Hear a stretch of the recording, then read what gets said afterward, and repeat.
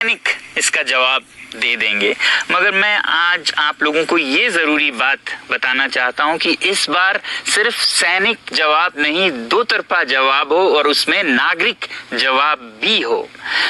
दोस्तों, आप सुन रहे थे श्रीमान सोनम वांगचुक लद्दाख वाले। इनके सोशल और इन्वायरमेंट में बहुत काम किए हुए हैं।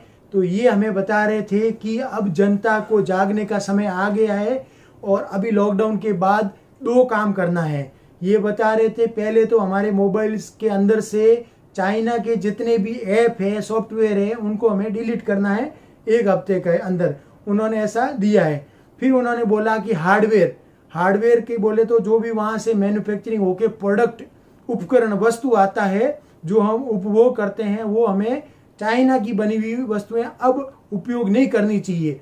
तो दोस्तों, मैं अभी आपको बताने वाला हूँ इस वीडियो के लास्ट में कि चाइना का प्रोडक्ट भारत में सस्ता क्यों बिक जाता है, इसके लिए कौन है जो भारतीय है और वो पूरी तरह जिम्मेवार है, उनकी वजह से होता है, न कि चाइना के इंफ्रास्ट्रक्चर की वजह से।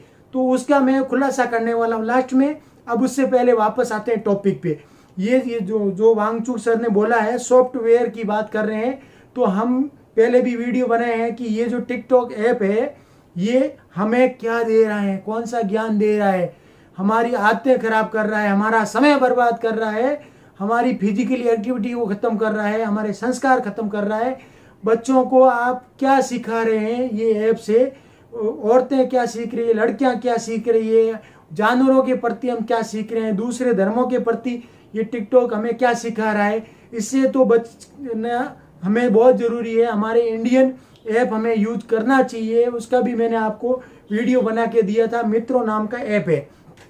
तो ये हो गई सॉफ्टवेयर के मामले में। ये चाइना के ऐप क्यों खतरनाक है, क्योंकि चाइना गवर्नमेंट का डायरेक्ट इनके साथ एग्रीमेंट होता है और हर ऐप आपके मोबाइल की डेटा लेता ही है और वो डेटा डायरेक्ट चाइना गवर्नमेंट को देता है।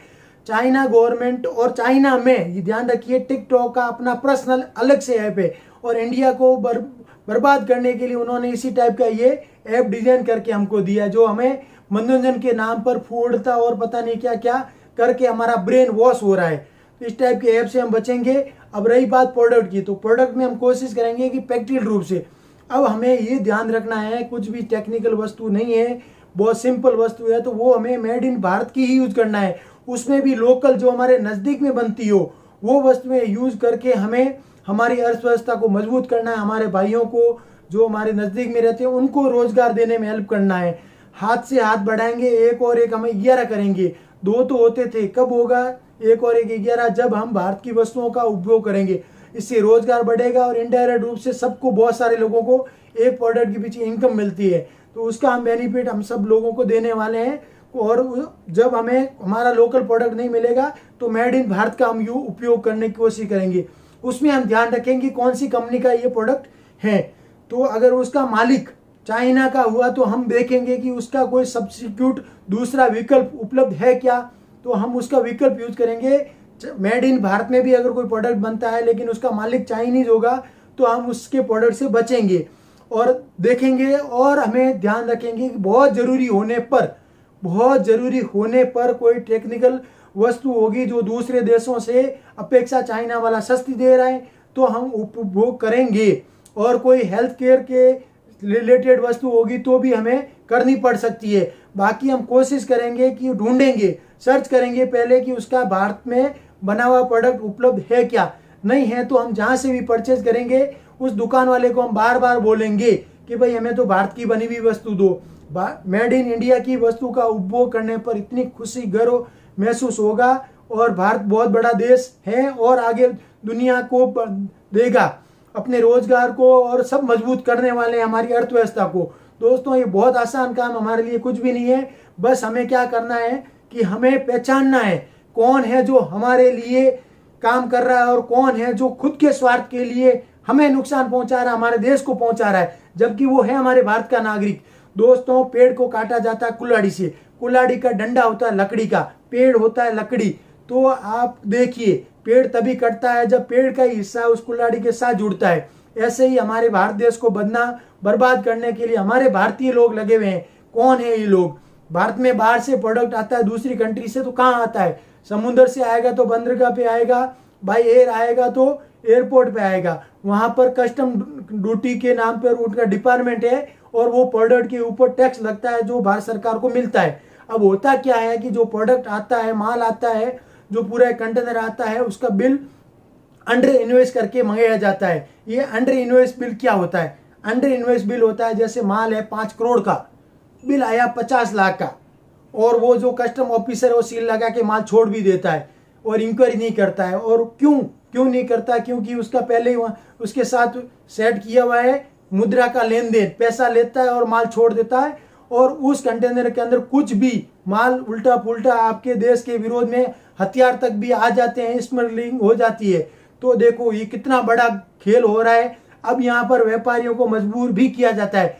कोई भी व्यापारी ईमानदारी से भी अगर कंटेनर 5 करोड़ का लाएगा तो भी वो बिना रिश्वत खाए उसको छोड़ेगा नहीं। तो व्यापारी बेचारा क्या करे? सबसे पहले तो मेरा निवेदन है इन बड़े ऑफिसर गवर्नमेंट के बाबू लोगों से हाथ जोड़ के देश के लिए छोड़ दो, मत करो, अपने देश को खोखला मत करो। देखो हमें बहुत लोगों ने लूटा है, आप अभी हमें लूट रहे हो, भारतीयों को मत लूटो। कितने दुखी हैं, लोगों को हेल्प कर दो, जीने दो। उनके ऊपर अगर सिर्फ बराबर टैक्स लग जाए तो भी भारत में वो चाइना का माल बिक ही नहीं सकता। क्यों? क्योंकि अभी बिक रहा है 100 रुपए की वस्तु जो भारत में बनती है वो 50 रुपए में अंडर इन्वेस्ट करके। लेकिन जब अगर गवर्नमेंट का बराबर टैक्स लगेगा तो वही प्रोडक्ट उसको 100 रुपए में ही मिलेगा यहाँ पर, क्योंकि 5 करोड़ और 50 लाख पूरा 90% का डिफरेंट बिल का। और यहाँ पर क्या होता है, अंडर इन्वेस्ट जब बिल लेके आया जाता है तो यहाँ जो भारत में टैक्स मिलना चाहिए वो टैक्स वहाँ चाइना में मिल जाता है। कैसे? अगर आप एक्सपोर्ट करते हो तो उस पर टैक्स नहीं लगता है, तो वहाँ पर वो परचेज तो फैक्ट्री से पूरा करते हैं टैक्स देके, लेकिन एक्सपोर्ट में कम दिखाते हैं। तो ये एजेंट जो लोग हैं वहाँ चाइना को टैक्स भर के आ जाते हैं, जो पैसा भारत सरकार को मिलना चाहिए। तो कितनी बड़ी गद्दारी हो गई देश के साथ।